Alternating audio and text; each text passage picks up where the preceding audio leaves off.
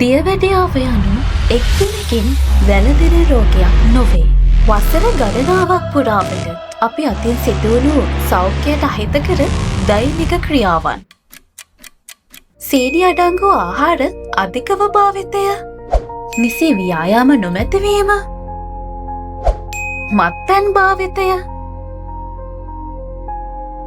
අසමතුලිත ආහාර රටාවන්, ප්‍රමාණවත් නින්දක් නොමැතිවීම, අධික ආතතිය,